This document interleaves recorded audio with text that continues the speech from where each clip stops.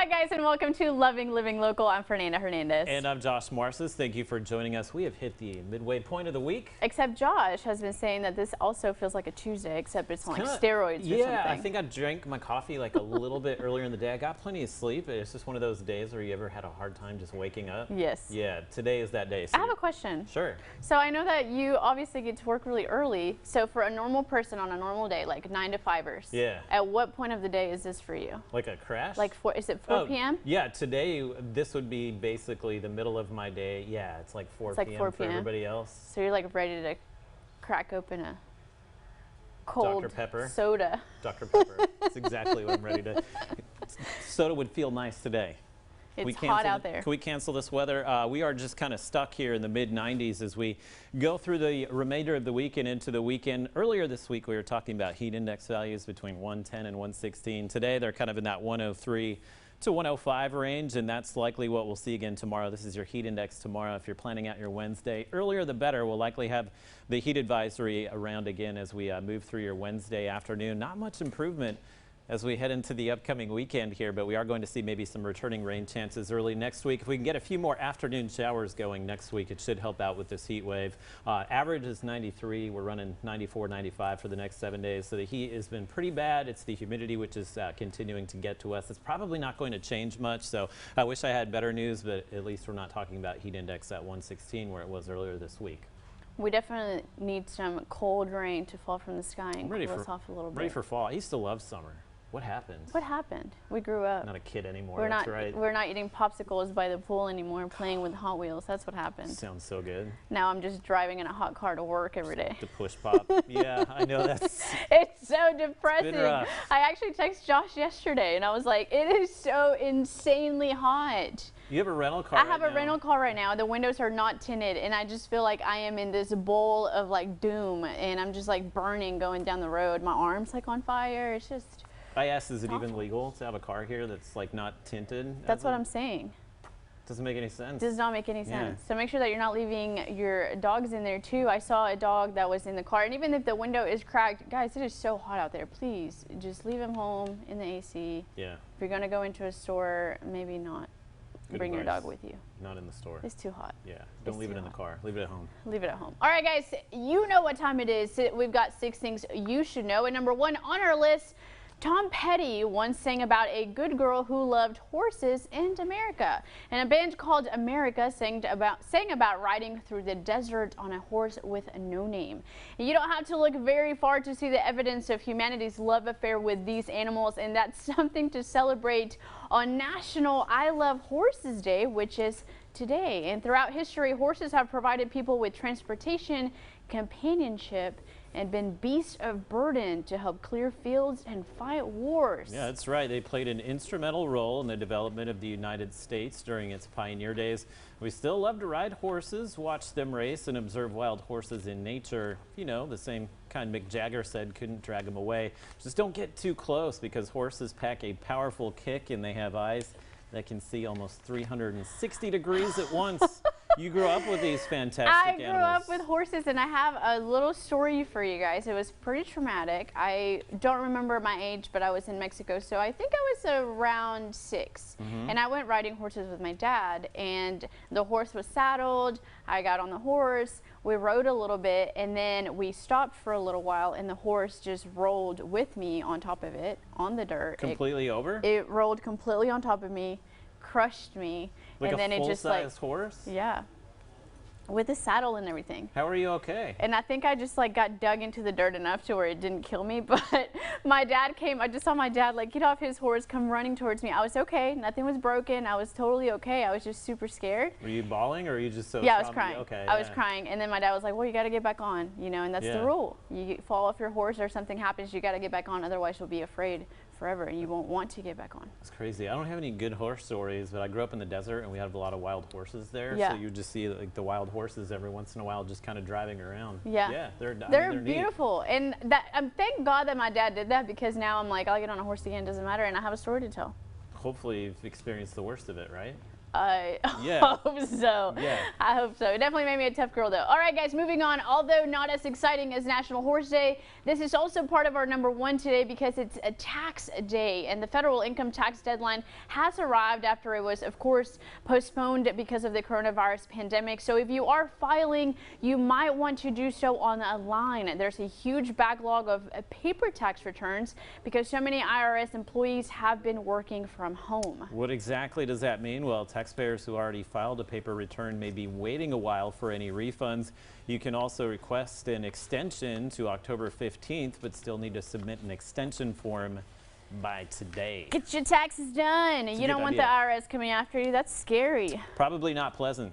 Not pleasant. I just did mine like 2 weeks ago. Thank goodness. I was like, ooh.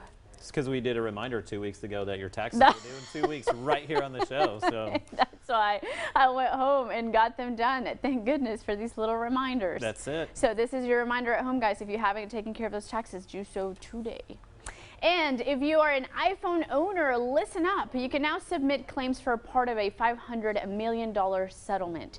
So it stems from a years-long legal battle where Apple admitted it used software updates to purposely slow down its iPhones. The company says it did so to protect phones with older batteries. Yeah, right. Yeah, many owners believe it was a ploy to nudge them to buy newer, faster models, and people who purchased several different iPhone 6 or 7 models before December 21st of 2017 are entitled to receive $25 per affected device. Those claims must be filed by October 6th. I probably got both of them. I was going to say, I guess I'm about to start filing for this too. 100% they made the phone slower, so you'll go buy a new one. And it works. You're not fooling anyone, Apple. It works. How dare you? I know. I know, I'm about to go buy a new one too. They get you every time. I just got a new one, so you're going to wait. hopefully it stays, for 2 years. Stays decent for a little while, yeah. All right, guys, and there's a shopping cart designed by Amazon that helps make the trip to the grocery store a lot easier. It's the Dash Cart, and it looks like a regular shopping cart, but a little bulkier. The cart can handle medium to small groceries and displays the subtotal cost through a built-in screen. The computer sensors on the cart are able to scan the items that you've picked out and placed in your buggy. That's pretty awesome. Here's where that technology makes the shopping experience faster and more convenient. Shoppers can skip the checkout line and head straight for the exit because the price of the groceries will be automatically charged to a credit card linked to an Amazon account. Amazon is launching Dash Cart at one location in California later this year, but the company has not said when it could be expanded to other Amazon Go stores or Whole Food markets, hopefully soon. My friends, this is the future right here. I was just going to say the same thing. Me? I think some places are already doing that, where you just kind of load up the items and you get to skip the checkout. We need that now more than ever. And then your credit card is just drafted? That's it. They draft it, and then somebody's at the door to check your receipt and gone. That's amazing. We are really just it's like the fewer things that we and other people have to touch right now. I think that's kind of what's pushing all this through. Yeah. I know. It's one of those things. Also, I want to talk a second about this thing that's been going around social media, which is the shopping cart principle. That it says if you go to the grocery store and you put up your buggy in the designated areas, there's really no rule that you should do that. You should just do it because it's the right thing to do. Kind of a judgment of somebody's character. Absolutely. Whether or not they actually push the cart back. It is 100% a judge of your character. Do you put the buggy up? Every time. Every time. And you know I'm judging people who don't. Same. Yeah. And I literally have glared at people and I'm like, put the buggy up, do it. I have gone and put buggies up that did not belong to me because that's how compelled I felt. I've had a dent in my car from a runaway car before. So whenever I do, I'll try to push them out of the way. There you go. Not saying we're great people, but we are. We have and great we put shopping cart etiquette. Great shopping cart etiquette. So if you're going grocery shopping, please put your buggy up. It definitely is going to save us some trouble. You're not going to have buggies running into your car, and then the buggy guys or whatever. What are they called? The cart. The cart guys. Yeah. They have an easier job. They just go grab them, bring them inside. Especially right now in the heat. Give them a break too. Absolutely give them a break. All right, guys, and ABC's Dancing with the Stars has found its new host and new executive producer. So the network says that Tyra Banks will host the hit dancing competition. The supermodel will also serve as an EP for the show, and we all know that hosting duties are not new for Tyra Banks. Yeah, not new at all. She took on the role of NBC's America's Got Talent for a season, but she is famously known for hosting her own reality show competition, America's Next Top Model. Banks joins Dancing with the Stars as its longtime host Tom Bergeron leaves the show. Erin Andrews is also stepping away as a co-host. Interesting. Go Tyra. She rocks, so she'll do a great job. One of those people, just good at everything. Just good at everything. Yeah. All right, and we have a question for you. Would you like fries with your robot? Well, if you answered yes, we want you to meet Flippy, the first autonomous grilling and frying short order cook. Flippy will prepare burgers at White Castle, and they have joined forces with Miso Robotics on this really cool project. White Castle says robotic workers in the kitchen lessens possible food contamination.